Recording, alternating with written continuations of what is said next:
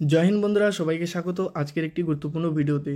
তো upcoming SSC GD 2026 recruitment নিয়ে কিন্তু তোমাদের সামনে এখানে গুরুত্বপূর্ণ আমি একটি ভিডিও নিয়ে আসলাম। এখানে আমরা এ টু জেড এসএসসি জিডি নিয়ে কিন্তু এখানে আমরা জানবো যে তোমাদের এসএসসি কনস্টেবল 2026-এর প্রতিটি ক্রাইটেরিয়া যারা নতুন স্টুডেন্ট রয়েছো তোমরা কিন্তু ভিডিওটি খুব ভালোভাবে দেখো, ঠিক আছে। এখানে আমি সব কিছু বিষয়ে এখানে আলোচনা করব। তো যারা যারা চ্যানেলটিতে নতুন আছো তারা অতি অবশ্যই সাবস্ক্রাইব করে দিও, পাশে থাকা বেল আইকনে ক্লিক করে অল নোটিফিকেশান অন করে রাখো, তাহলে কিন্তু সবার আগে তোমার কাছে গুরুত্বপূর্ণ নোটিফিকেশান চলে যাবে, ঠিক আছে। তো চলো আগে দেখে নিই যে আমরা কি কি বিষয়ে এখানে জানবো। তো দেখো, স্টাফ সিলেকশন কমিশন মানে এসএসসির তরফ থেকে কিন্তু প্রতি বছর অনেকভাবে কিন্তু অনেক ভ্যাকেন্সি নিয়োগ করে। তো তোমরা কিন্তু এখানে এই অফিসিয়াল ওয়েবসাইটে এসে কিন্তু তোমরা যখন 2026-এর এসএসসি জিডির নোটিশ দেবে তোমরা এখান থেকে কিন্তু ডাউনলোড করে নেবে, ঠিক আছে।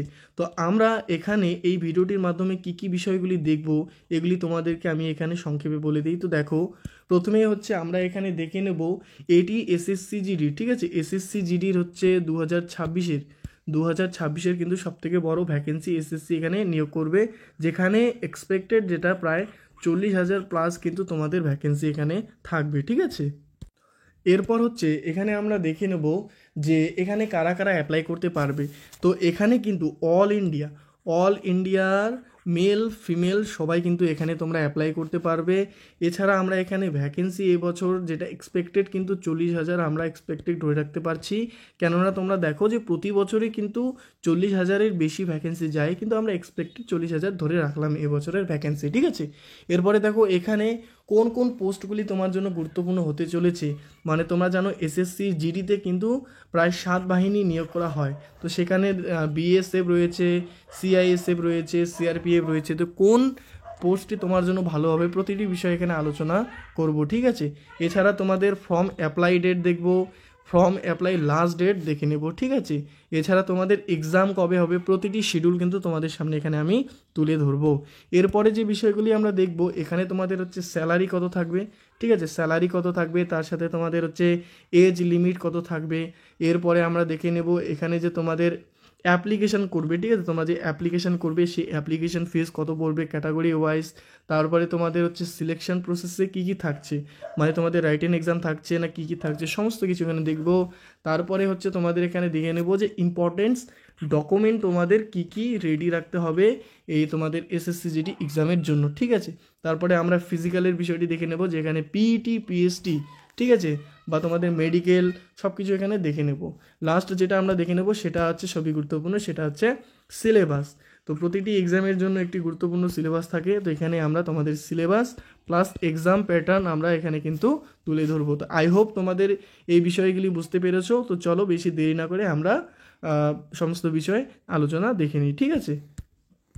এবং বন্ধুরা, যারা তোমরা study with current GK YouTube চ্যানেলটিকে সাবস্ক্রাইব করোনি অত অবশ্যই তোমরা সাবস্ক্রাইব করে রাখো। এখানে কিন্তু অল কম্পিটিটিভ এক্সাম গাইড তোমরা এখান থেকে পেয়ে যাবে, সবার আগে কিন্তু এখানে নোটিফিকেশন পেয়ে যাবে, ঠিক আছে। তো তাড়াতাড়ি এই চ্যানেলটিকে তোমরা সাবস্ক্রাইব করে পাশে থাকা বেল আইকনে ক্লিক করে অল নোটিফিকেশান অন করে রাখো, ঠিক আছে। তো চলো আমরা শুরু করি গুরুত্বপূর্ণ ভিডিওটি।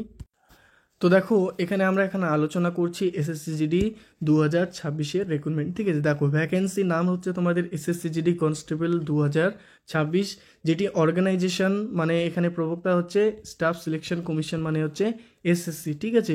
এরপরে দেখো তোমাদের এখানে কি কি পোস্ট রয়েছে। তোমাদের যেটা অ্যাকচুয়াল পোস্ট মানে সেটা কিন্তু কনস্টেবল জিডি মানে জেনারেল ডিউটিতে কিন্তু তোমাদের নিয়োগ হবে, যেখানে তোমাদের দেখো এখানে প্রতিটি পোস্ট রয়েছে বিএসএফ মানে বর্ডার সিকিউরিটি ফোর্স, সিআইএসএফ মানে central industrial reserve police force, CRPF মানে সেন্ট্রাল রিজার্ভ পুলিশ ফোর্স, ঠিক আছে, এসএসবি সশস্ত্র সীমাবল, এরপরে দেখো আসাম রাইফেল, আইটিবিপি, এসএসএফ এবং এনসিবি এগুলি রয়েছে। তো এই সমস্ত পোস্টগুলি তোমরা কিভাবে চয়েস ফিলিং করবে এ নিয়ে কিন্তু তোমাদের আমি আগেই একটি চ্যানেল তোমাদের মানে ভিডিও আপলোড করে দিয়েছি। তো তোমরা এই আই বাটনে এখানে দেখো একটি লিঙ্ক আসবে, এখানে ক্লিক করে তোমরা দেখে নিতে পারো যে কোনটি তুমি চয়েস করবে তোমার ইচ্ছে মতো, ঠিক আছে, কোনটি তোমার জন্য ভালো হবে। তো এখানে তোমরা ভিডিওটিতে গিয়ে দেখে নিতে পারো। এরপরে দেখো এখানে তোমাদের অ্যাপ্লাই মোড কিন্তু তোমাদের এখানে অনলাইনে করতে হবে, ঠিক আছে। এখানে অফলাইনে কোনো এখানে কিছু নেই, তোমাদের অনলাইনে করতে হবে। তারপরে এখানে যারা অ্যাপ্লাই করতে পারবে মানে অল ইন্ডিয়ার ক্যান্ডিডেট মেল ও ফিমেল তোমরা এখানে কিন্তু তোমরা হচ্ছে এখানে অ্যাপ্লাই করতে পারবে, ঠিক আছে। এবার দেখো টোটাল পোস্ট, দেখো প্রতি বছরের ন্যায় কিন্তু এবছরও কিন্তু এক্সপেক্টেড আমরা 40,000 প্লাস এখানে কিন্তু এক্সপেক্টেড করব, ঠিক আছে। আর এবং তাড়াতাড়ি জানানো হবে যে এখানে কত ভ্যাকেন্সি তোমাদের থাকবে, ঠিক আছে। এবার দেখো তোমাদের গুরুত্বপূর্ণ যে ডেটসগুলি মনে রাখা উচিত সেগুলি হচ্ছে, দেখো অনলাইনের তোমাদের ফর্ম স্টার্টিং ডেট হচ্ছে 25শে অক্টোবর থেকে তোমাদের কিন্তু শুরু হচ্ছে 2025-এ, ঠিক আছে। এবং লাস্ট অ্যাপ্লাই ডেট হচ্ছে তোমাদের 25শে নভেম্বর 2025, মানে পুরোপুরি 1 মাস কিন্তু তোমাদের সময় থাকছে এখানে ফর্ম অ্যাপ্লাই করার জন্য।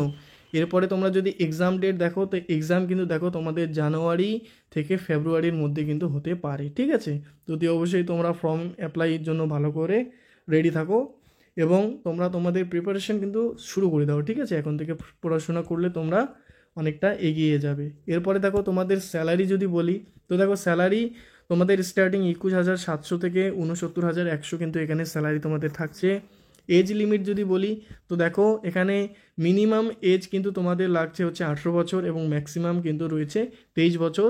এবং আমরা জানি ভারত সরকারের দ্বারা যে রিল্যাক্সেশন রয়েছে সেটা অনুযায়ী কিন্তু এখানে ছুট রয়েছে। তো দেখো তোমরা এখানে দেখবে SC ST যারা রয়েছে তোমাদের জন্য কিন্তু 5 বছর ছুট রয়েছে, মানে 23 আর 5-এ 28 বছর পর্যন্ত তোমরা এখানে অ্যাপ্লাই করতে পারবে।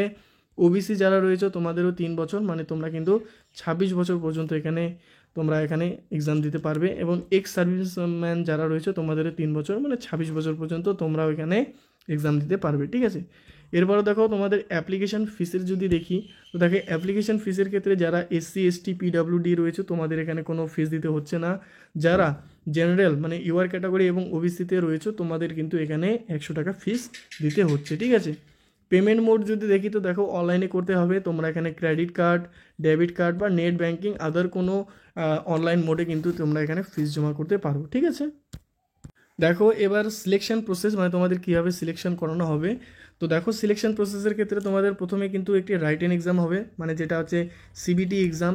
তারপরে কিন্তু তোমাদের হবে ফিজিক্যাল টেস্ট, মানে যেখানে তোমাদের PET এবং PST মানে physical efficiency test and physical standard test, ঠিক আছে, এই দুটি হবে। তারপরে তোমাদের হবে মেডিকেল টেস্ট এবং তারপরে হবে ডকুমেন্ট ভেরিফিকেশন, এবং এরপরেই কিন্তু তোমাদের ফাইনাল মেরিট লিস্ট এখানে জারি করবে, ঠিক আছে। এরপরে দেখো এডুকেশন কোয়ালিফিকেশান যদি তোমাদের বলি, তো SSC GDর জন্য candidate should have pass 10th from recognise board or university or তোমাদের ইনস্টিটিউট, মানে তোমাদের এই এক্সামের জন্য কিন্তু 10th পাস হতে হবে, ঠিক আছে। এবং যারা 12 বা গ্র্যাজুয়েশন করেছো তোমরাও এখানে অ্যাপ্লাই করতে পারবে। এবার দেখো কী কী ইম্পর্টেন্স ডকুমেন্ট তোমাদের রেডি করতে হবে।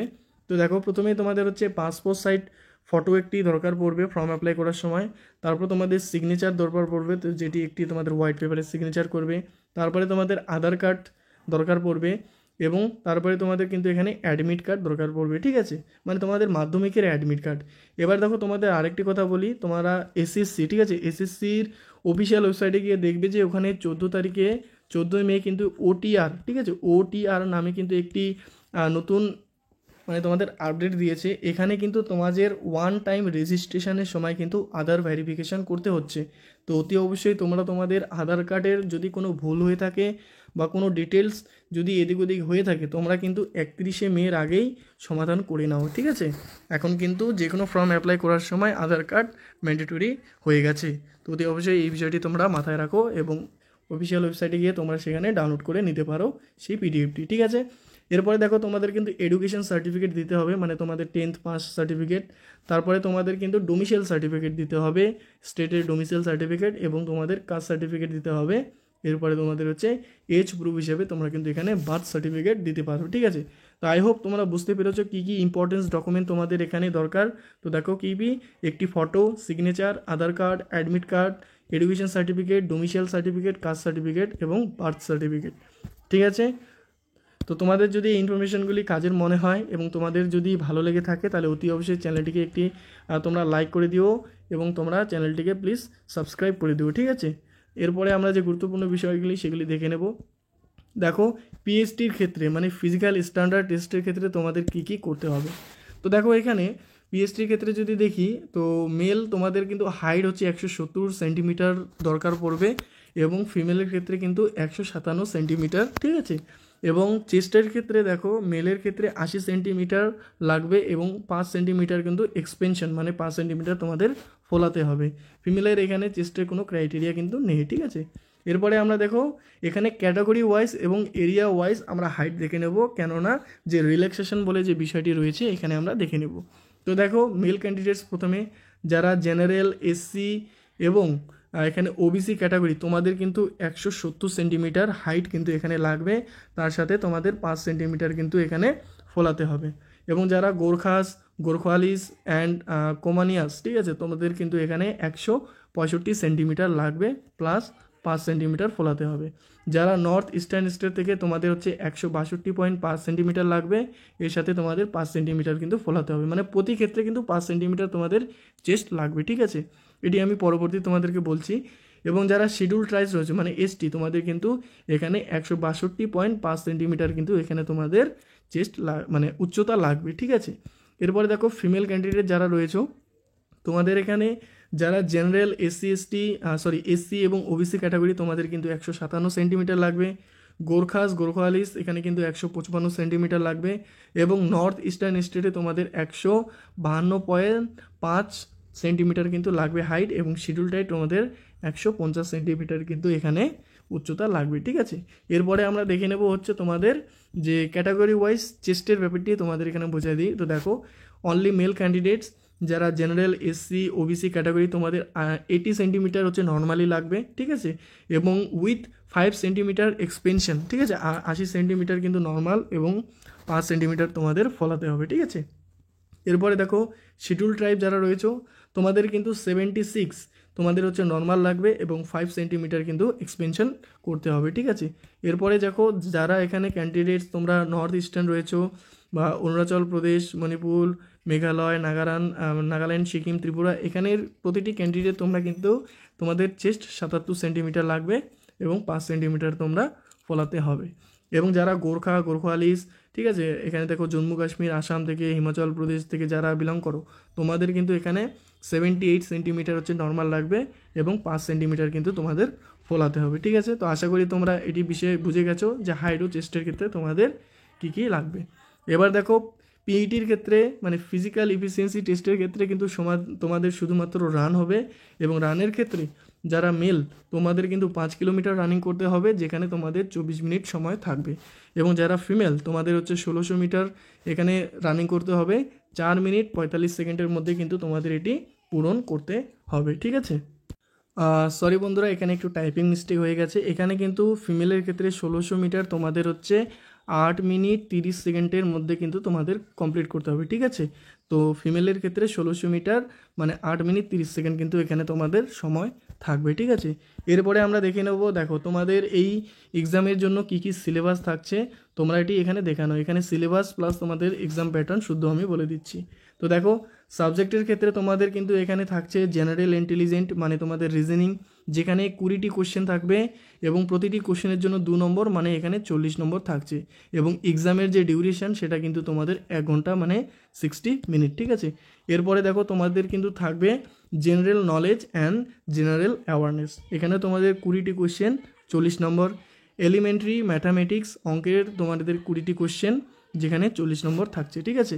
এবং তোমাদের ইংলিশ বা হিন্দি যে কোনো একটি বিষয় তোমরা এখানে ল্যাঙ্গুয়েজ চয়েস করতে পারো, এখানে তোমাদের 20টি কোশ্চেন 40 নম্বর, ঠিক আছে। এবং টোটাল কত, টোটাল হচ্ছে তোমাদের 80টি কোশ্চেন 160 নম্বরের কিন্তু তোমাদের এখানে পরীক্ষা হবে, ঠিক আছে। তো বন্ধুরা এই হচ্ছে আজকের গুরুত্বপূর্ণ ভিডিও, আশা করি তোমরা বুঝতে পেরেছো প্রতিটি বিষয়। যদি তোমাদের প্রতিটি বিষয় বুঝতে পারো তাহলে একটি লাইক করে দিও এবং চ্যানেলটিকে সাবস্ক্রাইব করে দিও, তোমার বন্ধুবান্ধবীকে অবশ্যই শেয়ার করে দিও, তারা যেন এই বিষয়টি জানতে পারে, ঠিক আছে। তো সবাইকে ধন্যবাদ ভিডিওটি দেখার জন্য। জয় হিন্দ, জয় ভারত।